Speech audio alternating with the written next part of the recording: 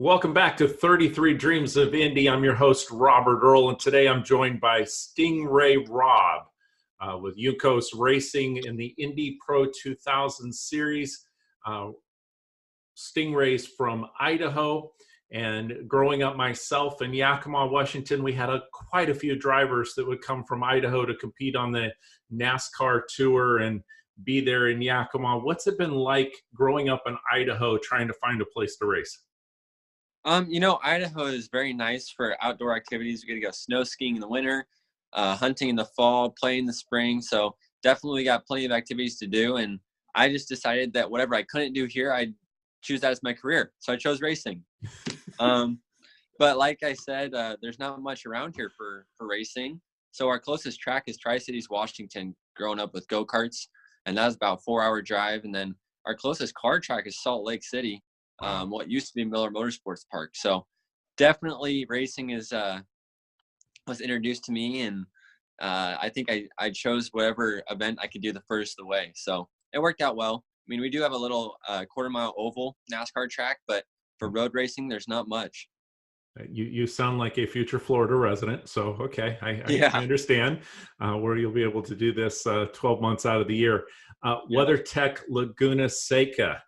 Let's go through your weekend. Pole position for race number 1. You had the fastest lap of the race, finished second. Now that you've had a little bit of an opportunity to make your way home, reflect on the race, how do you feel about it? Laguna Seca is one of the tracks I've really looked forward to driving on. But going into that event, I was a little bit nervous, to be honest. I had very high hopes, but only with a 30-minute practice session before going into qualifying 1. It's hard to adapt that fast, especially to a track that's that technical. You know, you have the corkscrew, and that's just one of the corners that are very hard on the track, but you go in there and you can't see. So for sure, time and experience on that course is going to add to speed. And so going into that corner and not having any time or experience, you don't know where you're going to land on the other side. So for many reasons, like I said, I was nervous, but I think looking back, it was a good weekend overall. Yeah, that first race, again, you turned fastest lap of the race. When you were racing that, did the fact that you were racing against or with Kyle Kirkwood and his position in the points, did that have any impact on your thought process? No, I've known Kyle since we were young and in go-karts. He was always a category above me, and I know he's a good driver, but I knew that I had the speed to run away. And so from the early start, I started to pull a gap, and I think I led 22 of the 25 laps before going off. And, it's just one of those things. I think it was a little bit immaturity in leading a race like that. I mean, that's my first time leading a Formula car race in the road to Indy. So for sure it was challenging mentally, disappointing, but I think everything works for the good of those that are wanting to do what's right. So definitely moving forward, I think it was a good weekend, like I said. Yeah, and sticking with that, you touched upon Laguna Seca, and I hear the drivers were excited about going to it beforehand, and then when they're actually driving it, you really don't get the concept of it on TV. So why is it such a favorite track for drivers? It's difficult. It is really a hard track to drive on if you've never been there. And I think that just is coming from the banking. And you know what really surprised me is when we showed up and how much the track changed session to session. Okay. And we've been saying that all year about different tracks, but Laguna Seca, I think, is very specific in that because you have the sand versus grass or dirt off the side of the track. But the sand will blow onto the track if someone goes off or it gets windy. It'll stick there. So every session, you're hoping that the track's clean and not sandy, but the grip is so low at Laguna Seca that you have to be perfect. You have to be right in the line. And for us, Road to Indy drivers, the Cooper tire compound that we use is very different than the Firestone compound. Yeah. And they don't mix very well. And so when IndyCar goes out there, it changes the whole balance of our car setup once we are on track. And we kind of have to drive inside the line of other lines the IndyCar race down. And then throw into it Porsche Cup, throw into it Mazda Cup that's racing. And Absolutely. You're also going out at different times, either before the IndyCar big boys or the right after them. and That's it right. just throws quite a bit of variables on, and that's on any track, but specifically there. But I've heard so many talk about it, and that's something that I'm really trying to dig into and find that out. Race number 2, started third, finished sixth. There was the incident in turn 1, but that was a heck of a way to rally back as well. Yeah. The incident in turn 1, I was clean through. I was not touched. I think Petrov clipped my rear wing when he went flying through the air. But before that, like as soon as the green flag was thrown, I got side by side with Kirkwood and going through what is considered turn 1 on that front straightaway, leaning down to the turn 2 hairpin.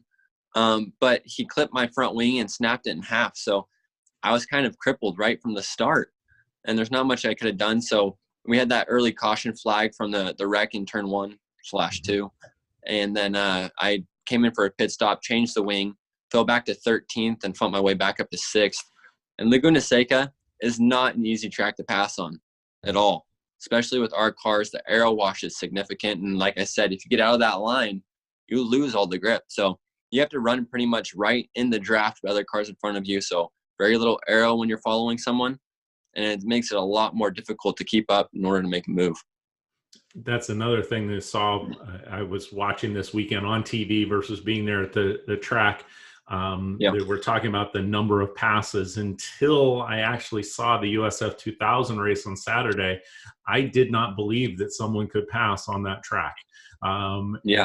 Just because of that difficult nature and where you were able to catch someone, because nobody was doing it into turn 11 to start on the front stretch. You would think that would be a place, probably the most difficult turn on the track of the Andretti hairpin, is where people were actually having to make their I like to think kind of Martinsville type of moves as to the crossovers or going into that. Not having a front wing, that would really take you out from that. It seems like from the outside that Juncos Racing is a family, with the patriarch of Ricardo being in charge of that. Am I wrong, or is it really that way within the team? No, it is. Juncos Racing is a team that I've been trying to go with. I mean, we knew last year that they were kind of the team to beat. They've been successful in the championship for I don't even know how long. They've dominated Pro Mazda, now Indy Pro 2000, as well as Indy Lights. So for them, I think this is kind of their livelihood. And like you said, Ricardo is kind of the mainstay for the team. You know, he's got his brother working on the cars full time. He's helping, like, for example, when I broke that front wing, Ricardo was right there with him. He was holding the parts together they needed to put back on and everything else. So he's very involved. He encourages them. He knows what's good. He knows what's not. And I think that's what makes the team so strong, because their leader's strong.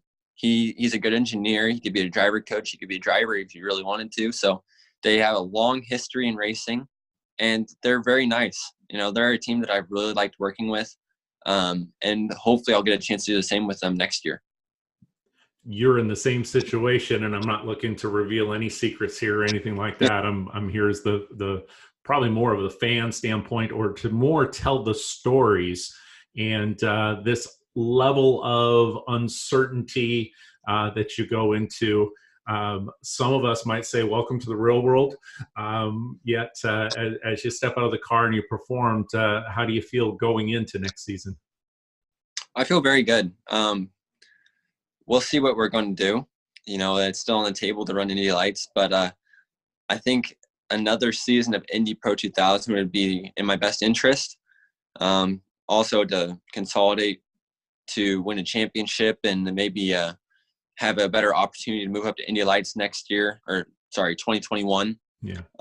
But now we know. I think my first 2 years on the road to Indy, I won't say were throwaways, but they were very steep learning curves, and ones where we couldn't have a very tough chance or have a very good chance at the championship. Yeah. You know, that first year, I did the Pro Mazda in its last season with the old chassis before they went to the Tatis PM18. And that was just trying to get more formula time, more time to see it, maybe on a bigger event along with IndyCar, like the Road to Indy presents to us. Yeah. And so that season was kind of a throwaway moving forward into the new Tatis car.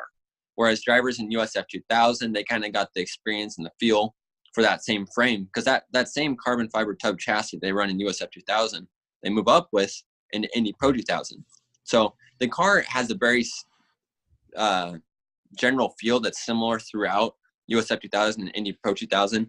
And I think a good example of drivers having that success in USF 2000 moving up can be shown with Kyle Kirkwood, Rasmus Lynn, Parker Thompson. Those are all drivers that ran in USF 2000 with a new frame and then moved up, and they were very successful their first time in it because they had that experience, that feel before they jumped into the new car. They have that back-to-back, and they're able to string that together and have the reference points of when I'm in the turn, this is where I feel it, either within my body or how the car is responding. It does a lot of that. So 4th in points, 6 podiums, 11 top 5 finishes. Other than lap 21 of race 1, is there anything that you would change throughout the season? I said it for you. Yeah. Besides that one, I mean, there's plenty of things that we can look back on, and knowing what I know now, I'd like to change. But I think the season ended how it's supposed to. The guy that won the championship deserved it very much. I mean, Kyle, he worked hard for that championship. So huge respects to him. My teammate Rasmus coming second. I think I'd like to have another run at that.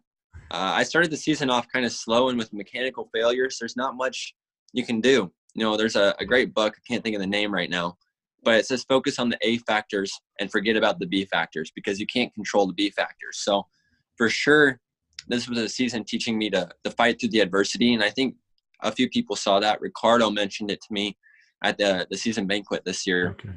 Just the versatility that I had through fighting through that adversity allowed me to be successful even on the tough weekends. Yeah. Like Mid-Ohio, for example. I mean, that was just a great race. But I qualified. So first off, we had a horrible test there. Okay. We were struggling with part failures, just camber shims falling out at Road America, and it all carried forward into the test. And then we struggled to get the car right. And for some reason, we were fighting this oversteer, and we finally found these parts that were broken on it. So got that fixed and went back out, and I had to relearn everything. So going into the race, I had to start over. I qualified 7th and 4th, which was not good. But I think I was lucky to qualify 4th for race 2. Mm-hmm. But race 1, I fought my way up all the way up to 2nd before having a penalty and dropping back, and everything else happened during the melee. But I think I showed very good pace there, real good aggression that I haven't showed in the previous races during the season, but something that I needed to show in order to show that I could challenge for the championship, have that chance for a win, do all that. And then race 2, I did more of the same. I ended up walking away with a 2nd place finish. And after that start, actually, I got rear-ended on the start at Mid-Ohio, had a broken rear diffuser. And so downforce in the rear end was pretty limited. So for me to finish 2nd and still set good lap times was pretty impressive. And I think a lot of people took note of that. Yeah. You come off as being a nice guy. Yeah. And then you talked about taking it to them. One thing that I'm fascinated about from the performance standpoint and this years in business is, how do you recreate that situation outside of the car, and what do you do to help do that? I mean, you can sit at a sim all day long, but how do you get your heart rate up? How do you get to the situation like the broken wing? You've got to come down pit road. You've got to go through all of the emotions and go through it. So what are you doing to improve yourself in the off season or between races? Yeah, that's hard. It's very difficult because you can't simulate racing in real life. I mean, it's either you got to go race or you got to do everything you can to be there, but you can't simulate the mental processes of how to get through that adversity. And so I think that was huge for me to figure that out this year, and just having that knowledge moving forward.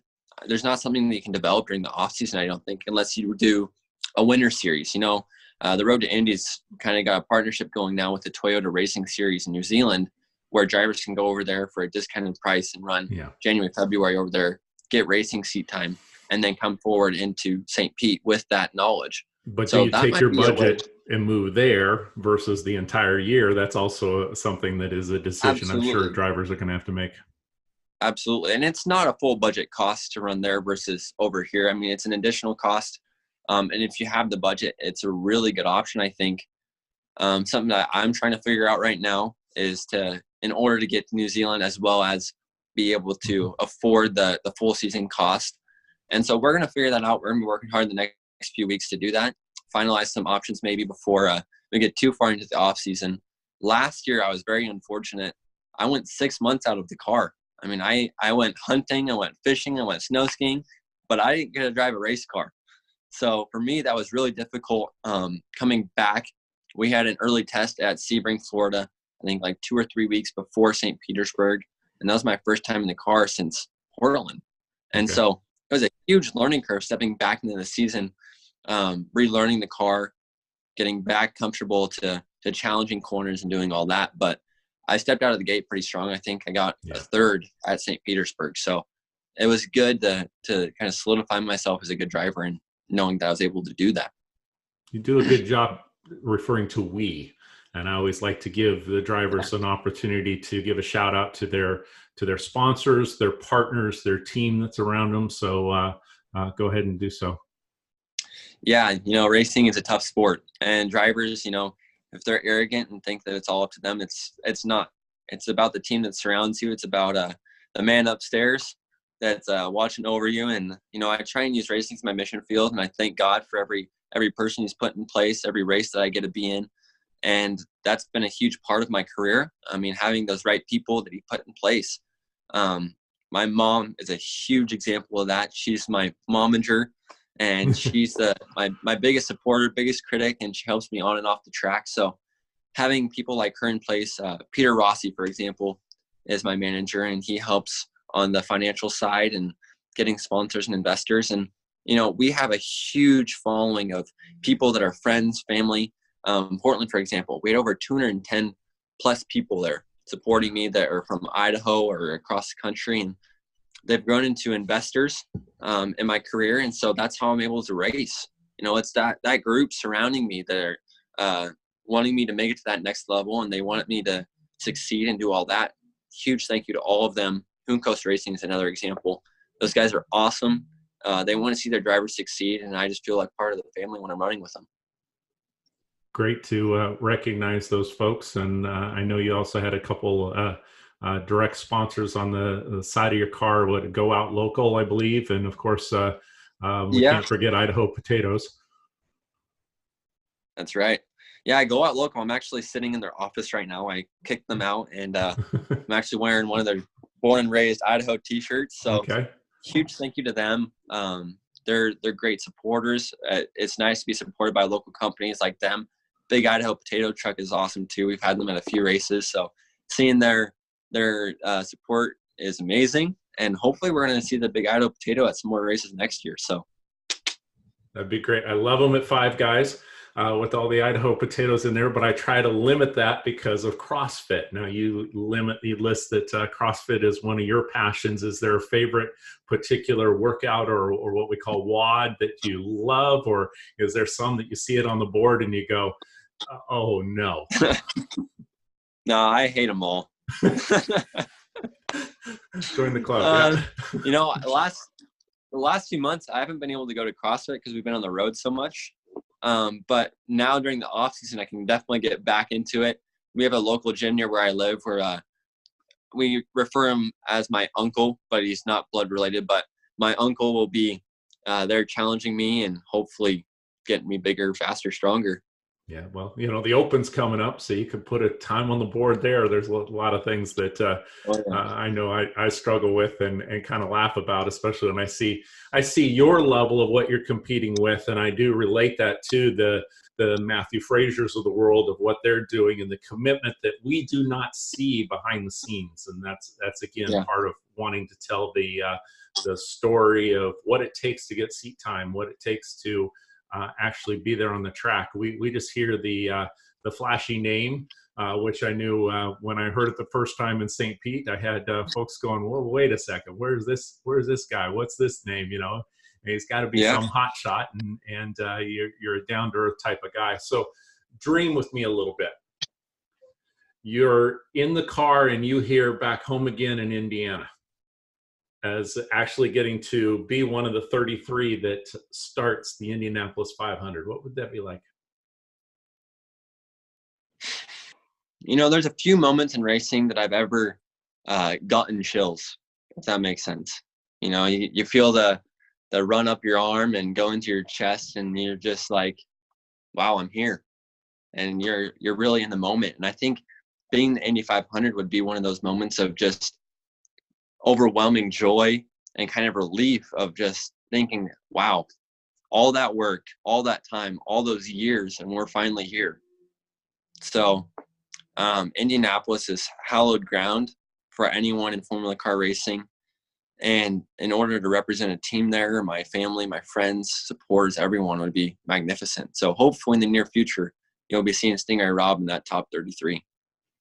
Be a pinnacle, and they'll be looking at this video to say, oh, we talked about that way back in the day when we were dreaming of Indy. See, that's so there's a little selfish factor for putting that in there as well. Yet it's part of that story. This year was my 20th straight Indianapolis 500. And I've never lived in Indiana, so I've made the trek, whether it be from Virginia or Florida, to go there. And it is just something where I used this on another interview that Laguna Seca is a church, and there's a cathedral, and it's called Indianapolis. So there's a difference in what goes on there. Love to find out more if you I'm trying to line things up for Chris Griffiths, but I'd love to have the opportunity to touch base with you after that. And then do some updates, and then catch up. As of the time that we're recording this, we're just over 165 days away from the cars being on the track at St. Pete. So being my home track, I'm counting for the that. countdown. So. Well, you can follow that. I'll make sure that I update it for you on Instagram, Twitter, so you'll be able to just glance at it and know how far it is away, and we'll put the pressure on. But having that opportunity again to get the seat time in the warm weather, and wish you the best on that. And fantastic to get to take the time with you and help you tell your story. Yeah, you as well. And thank you so much. I really appreciate what you're doing for us young drivers as we come up through the ranks and spreading our name out there. And it's nice getting to know you. Fantastic. Okay. And so until next time on 33 Dreams of Indy, keep on dreaming. Hope you enjoyed this video from 33 Dreams of Indy. It would mean the world to me if you would click subscribe so that you could be notified of any new videos that come along.